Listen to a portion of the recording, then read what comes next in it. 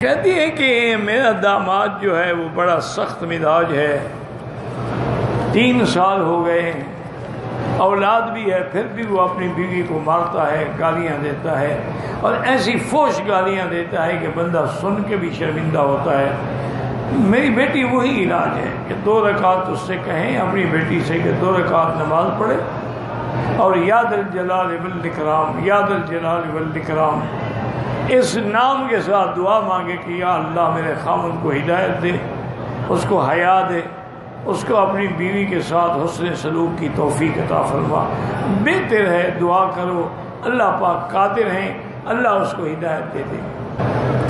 کہتے کہ جی دعائیں قبول کیوں نہیں ہوتی؟ اس کی وجہ یہ ہے کہ جب آدمی کے عقل حلال نہ ہو، یعنی اندر حرام ہو، دعا قبول نہیں ہوتی۔ چونکہ صحیح حدیث ہے کہ اگر کوئی آدمی حرام کے پیسے سے حج کے لیے آ گیا، اس نے احرام باندھا اور کہا لبیک اللہم لبیک، تو آواز آتی ہے کہ مأکلک حرام و ملبسک حرام لا لبیک ولا سعدیک وحجک مردود علیک، تیرا کھانا بھی حرام ہے، کپڑے بھی حرام سے ہیں، تیرے کوئی حج نہیں ہے، جاؤ ہم نے تیرا لبیک جو رد کر دیا ہے تم کو۔ تو جب اندر حرام ہوگا، عقل حرام ہوگا، پھر دعائیں قبول نہیں ہوگی۔ یا جب دعا قطع رحم کے لیے کی جائے قبول نہیں ہوگی۔ جب دعا کسی مسلمان کی ہلاکت و بربادی کے لیے کی جائے دعا قبول نہیں ہوگی۔ اور دعا کے قبول ہونے کا طریقہ یہی ہے، یاد رکھیں کہ سب سے پہلے حلال کھائیں، توبہ کریں گناہوں سے، اور اس کے بعد خاص طور پہ جمعہ کے دن ایک ایسی گھڑی ہے اگر بندے کو مل جائے تو دعا قبول ہو جاتی ہے، اور وہ زیادہ راجح قول یہی عصر سے لے کر مغرب تک۔ تو عصر سے بیٹھ کے دعا کرتے رہیں، ذکر کرتے رہیں، قرآن پڑھتے رہیں، تو انشاءاللہ دعائیں قبول ہوں گی۔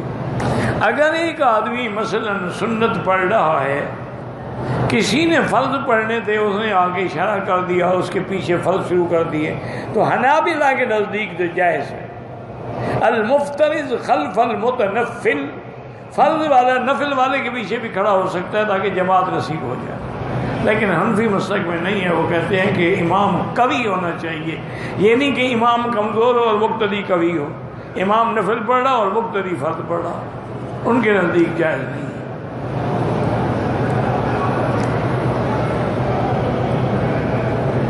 مجھے کسی نے ہدیہ دیا ہے، میں اس کو آگے کسی کو صدقہ کر، تمہاری مرضی ہے، وہ ہدیہ ہے تمہارا، تم جدھر کرو۔ مصیبت میں کون سی دعا پڑھے؟ رب انی مسنی الضر وانت ارحم الراحمین، اس کو جتنا کثرت سے پڑھ سکتے ہو پڑھو۔ کہتے ہیں جی مجھ کو مہینے میں 3 دن چھٹی ہوتی ہے، ان 3 دن میں میں جماعت میں جاؤں یا شیخ کی خدمت میں جاؤں؟ بہتر یہی ہے کہ جماعت میں جاؤ تاکہ تبلیغ کا کام کرو، دین کا کام کرو۔ شیخ کی صحبت میں تو صرف تیری اصلاح ہوگی نا، اوروں کا تو فائدہ کوئی نہیں ہوگا نا، اس میں اوروں کا بھی فائدہ ہو۔ کہتے جی کہ کیا میں کسی بیٹے کو اس کی نافرمانی پر اپنی جائیداد سے آگ کر سکتا ہوں، یعنی محروم کر سکتا ہوں؟ نہیں کر سکتا۔ چاہے اولاد جتنی ہی نافرمان کیوں نہ ہو، تمہیں آگ کرنے کا شریعت نے کوئی حکم نہیں دیا، اس کا حصہ اللہ نے مقرر کیا ہے، تم نے تھوڑا مقرر کیا ہے۔ وہ ہر حال میں تمہارا وارث ہے تمہارے مرنے کے بعد، چاہے آگ کرو یا نہ کرو، لیکن بہتر ہے کہ اس کو آگ نہ کرو۔ یہاں ایک بڑے بزرگ تھے، بڑے عالم تھے، بڑے اللہ والے تھے، اصل میں وہ مصر کے تھے۔ انہوں نے والد صاحب رحمت اللہ علیہ زندہ تھے، ان کے پاس آئے اور کہا کہ حضرت میرا بیٹا اتنا نافرمان ہے، اتنا گستاخ ہے کہ میرے گھر میں خود اس نے چوری کے زیورات کی چھوٹی سی صندوق جی میں بند کر کے میرے گھر میں رکھے، اور پھر پولیس کو خود اطلاع کر کے میرے اوپر چھاپا ڈلوایا۔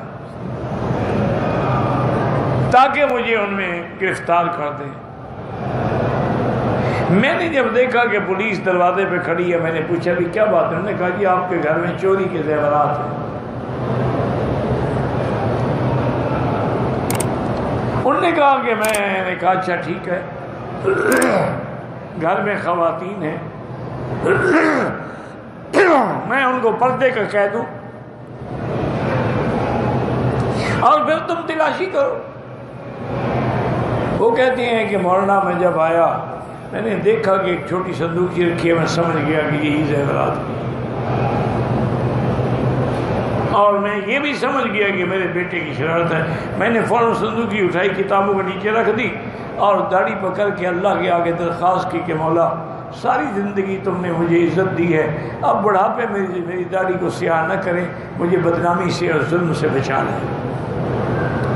کہتا ہے پولیس والے آئے، میرے گھر کا سامان کو اتھل پتھل کر ڈالا، لیکن ادھر کسی نے ہاتھ نہیں لگایا۔ اللہ نے پردہ دیا، وہ ناکام چلے گئے۔ انہوں نے کہا کہ جب ایک بیٹا اپنے والد کو اس مقام تک لے آئے تو میں نے فیصلہ کیا ہے کہ میں اس بیٹے کو آگ کر دوں تاکہ آئندہ اس کا میرے خاندان سے، میری وراثت سے، میرے مال سے، جائیداد سے کوئی تعلق نہیں۔ یہ میں نے فتویٰ لکھا ہے اور مختلف علماء سے میں دستخط کرائے ہیں۔ میں آپ کے پاس بھی آیا ہوں کہ آپ دستخط کر دیں۔ حضرت میں نے کہا حضرت میں دستخط نہیں کرتا۔ انہوں نے کہا کیا وجہ؟ میں نے کہا آپ آگ کر ہی نہیں سکتے شریعت میں۔ نوح علیہ السلام کا بیٹا کافر ہے، باپ کے سامنے کھڑا ہے کہ سآوی الی جبل یعصمنی من الماء، میں پہاڑ پہ چڑھ جاؤں گا، تیرا پانی کیا کرے گا؟ یہ 10 فٹ اونچا ہوگا، 20 فٹ ہوگا، میں تو 2000 فٹ بلندی پہ چلا جاؤں گا۔ لیکن اللہ کا پیغمبر پھر بھی دعا مانگ رہا، وہ کفر پہ اڑا ہوا ہے، کفر پہ ڈوب گیا۔ اللہ کا پیغمبر پھر بھی مانگ، ان بنی من اہلی و ان وعدک الحق۔ تو اس لیے میرا مشورہ یہ ہے اس کو آگ نہ کرے، بلکہ اگر آپ ناراض نہ ہوں، تمہارا بیٹا تمہاری ناراضگی کی وجہ سے تباہ و برباد ہو جائے گا دنیا اور آخرت میں، اس کو معاف کر۔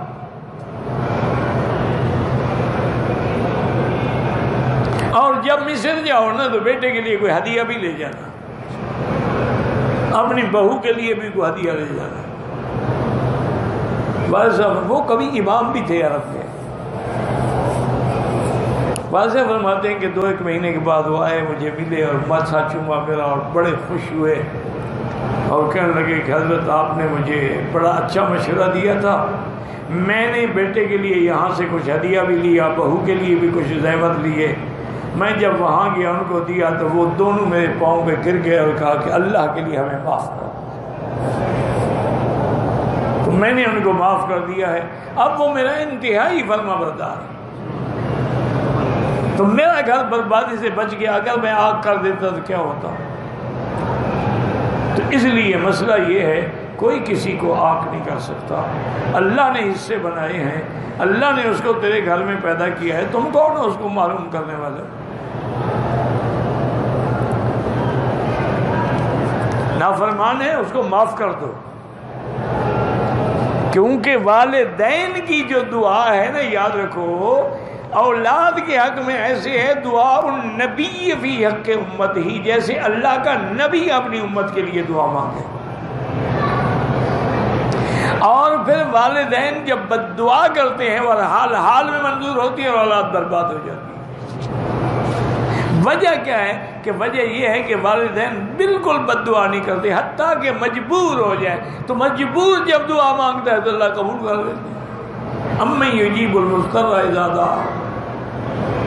اس لیے اپنی اولادوں کو ان کی نافرمانیوں کے باوجود بھی معاف کر، اور ان کے لیے روزانہ 2 رکعت تہجد، 2 رکعت نماز صلاۃ الحاجہ پڑھ کے دعا کیا کریں، اور یاد الجلال والاکرام، یاد الجلال والاکرام، یاد الجلال والاکرام، اس نام کو کثرت سے پڑھیں، اور پھر ربنا ہب لنا من ازواجنا وذریاتنا قرۃ اعین وجعلنا للمتقین اماما. یہ دعا مانگیں اللہ رحم فرمائیں. اهدنا الصراط المستقیم، ہم کو سیدھے رستے چلا